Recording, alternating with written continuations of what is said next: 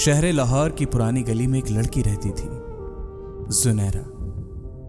वो निहायत खूबसूरत, मासूम दिल और ख्वाबों में खोई रहने वाली लड़की थी। उसका दिल चाहता था कि उसे सच्ची मोहब्बत मिले, वो जो सिर्फ अफसानों में पाई जाती है। एक दिन सोशल मीडिया पर उसकी मुलाकात फरहान नामी लड़के से हुई। फरहान एक खुशगिफ्तार, हैंडसम और बहुत मुहज्जिब दिखने वाला लड़का था। दोनों की बातचीत बहुत जल्द मोहब्बत में बदल गई। जुनैरा ने कभी किसी को इतना करीब आने नहीं दिया था, लेकिन फरहान की बातों ने उसके दिल को जीत लिया। वो रोज घंटों बातें करते, ख्वाब बनाते और मोहब्बत की बातें करते। जुनैरा ने फरहान को अपना सब कुछ मान लिया। उसने अपना दिल, भरोसा, यहां तक कि जिंदगी की सच्चाई भी उसके हवाले कर दी।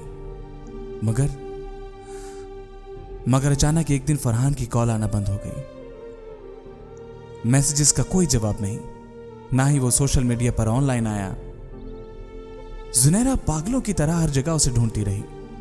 कई दिनों बाद उसे पता चला कि फरहान का असल नाम कुछ और था और वो किसी और शहर में एक लड़की के साथ मंगनी कर चुका था। जुनैरा की दुनिया अंधेर हो गई। उसने जिस मोहब्बत को इबादत समझा, वो सिर्फ एक खेल निकली। उसकी आंखों के ख्वाब टूट चुके थे और दिल जख्मों से चूर था।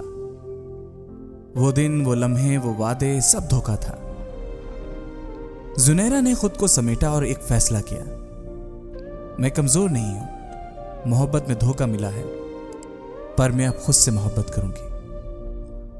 उसने अपनी तालीम पर तवज्जो दी, खुद को बेहतर बनाया और एक दिन एक कामयाब वकील बन गई। अब वो ऐसी लड़कियों की मदद करती है जिन्हें मोहब्बत में धोखा मिला हो। मोहब्बत एक खूबसूरत जज्बा है, मगर अंधा एतमाद नुकसानदेह हो सकता है। खुद से मोहब्बत करना सीखें, क्योंकि सबसे मजबूत रिश्ता खुद से होता है।